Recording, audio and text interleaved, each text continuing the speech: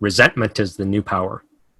Hating the system, hating the world, hating God, anything, hating authority, and just get as much people in the group to hate authority and get angry and just beat up the system.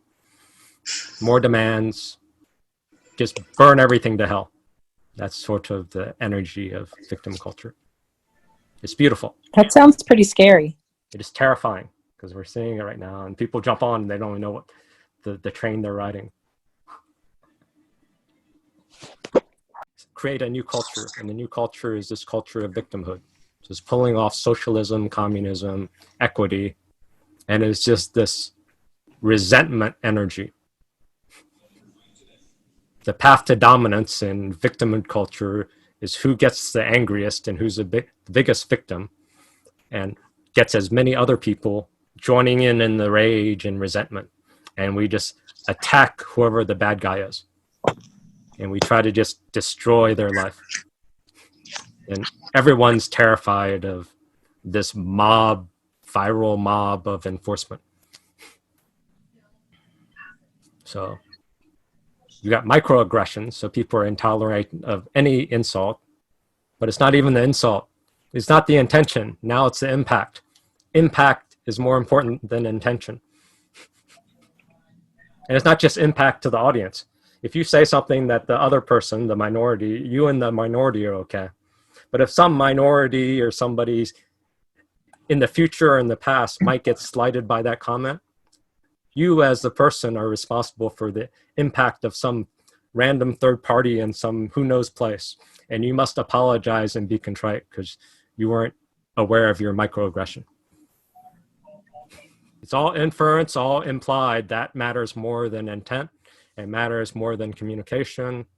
It's all in the subjective interpretation of the audience, and not just the audience, the people on the side of the audience. So you're talking to an audience, they're fine. If some audience 20 years later is pissed off by what you say, you must apologize. So it's a great social silencing tool, but it's not a great long-term social strategy, because eventually no one takes risks and society falls down and crumbles to where we are now. So ultimately, the downside of victimhood culture is everyone tries to be the greatest victim. So then there's this downward spiral of competitive victimhood. Then everyone's in grieving and everyone's got an advocacy movement. And then no one knows how to handle a conflict. Every conflict is blown up, triggers past trauma, and then everyone's a wimp. So at the same time, it weakens individuals because you're in constant, intense moral conflict. Everyone competes to be either the greatest victim or defender of the victim. And then your needs are invisible. Society's needs are invisible. Society collapses. Communism wins. So we didn't win the Cold War. The Cold War became internalized in America, and it looks like we're losing it. Democracy is not winning. Karl Marx was right. You don't even need bullets. You just have to infiltrate the academia. Very depressing.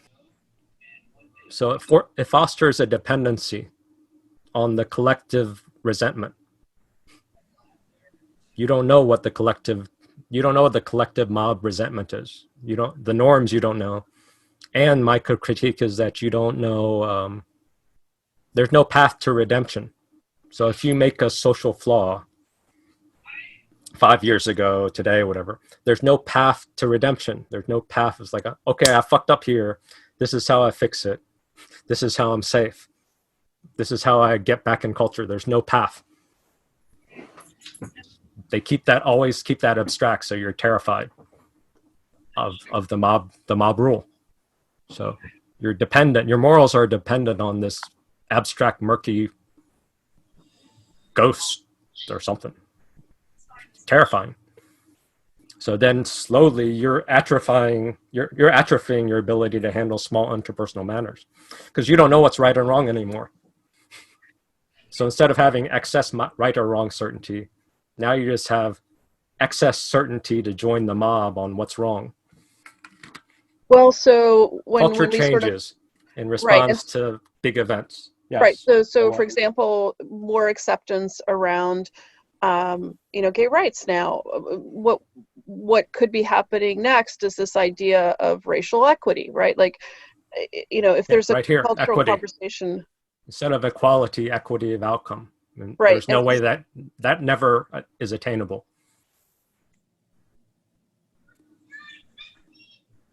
It sounds good in theory, but from a philosophical standpoint, it's impossible. And from a mathematical standpoint, it's impossible. And it's not fair. And it's resentment. So essentially, the have-nots are pissed off. They want equity. So they use mass resentment to get the masses to give equity. And that's what's happening right now with the unemployment thing. So the people in power are terrified of all these unemployment people not paying rent and whatnot. So they're just throwing money at people to just keep the system going, because they're terrified of mob resentment. If everybody stops paying rent, and then that just dominoes through the whole system, and the whole economy collapses. So there are periods of re-equalizing. In the communist cultural wars, you just had like Red Guard people who just pulled out teachers and anybody with business owners, and they publicly beat them to death. But so my uncle was arrested because he wasn't even part of the side, but he was arrested in jail, and his family had to pay for his food and his stay while he was arrested for like 20 years. Yeah, so when the haves in this culture or this culture have too much, and the have-nots don't have enough, and they get pissed off, then they do this. And there's a cultural resequencing, because the people in power are supposed to accommodate some of the people not in power, or at least feed them enough something. Keep the masses pacified.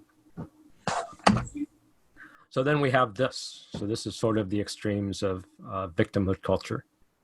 You have the old protests of the 60s about war. Now you have a war against feeling bad.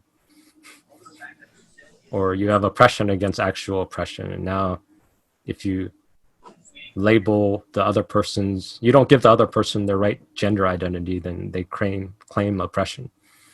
And then people have to give trigger warnings for history and whatnot, because everyone wants a safe space. So it's resentment is the new power. Hating the system, hating the world, hating God, anything, hating authority, and just get as much people in the group to hate authority and get angry and just beat up the system.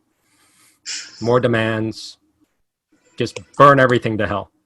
That's sort of the energy of victim culture. It's beautiful. That sounds pretty scary. It is terrifying, because we're seeing it right now, and people jump on and they don't even know what the train they're riding.